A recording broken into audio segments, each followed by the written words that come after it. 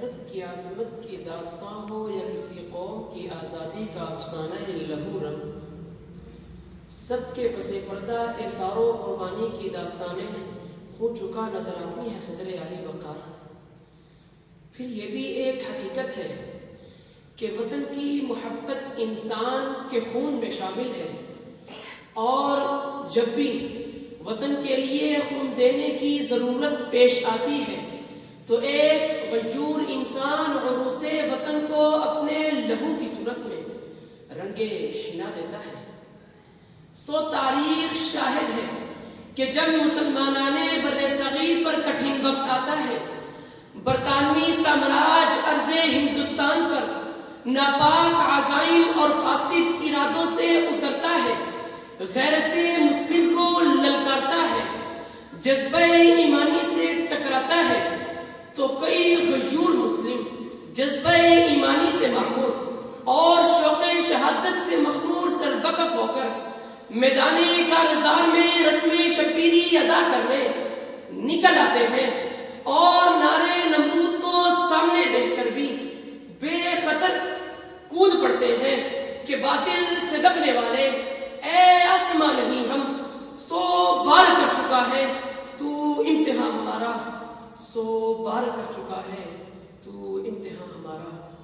جی ہاں جناب صدر، جب مسلمانان ہند سے وقت کا دامن خون مانگتا ہے تو ہند کا مسلمان موت کی آنکھوں میں آنکھیں ڈال کر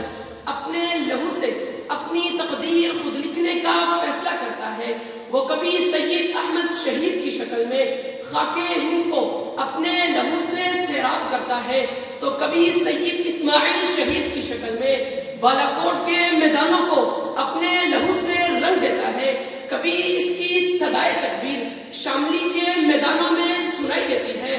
اور بے سر و سمانی کے عالم میں رزم گاہے حق و باطل میں اتر آتا ہے کہ کافر ہے تو شمشیر پہ کرتا ہے بھروسہ، مومن ہے تو بے تیغ بلڑتا ہے سپاہی، مومن ہے تو بے تیغ بلڑتا ہے سپاہی۔ راہ وفا کے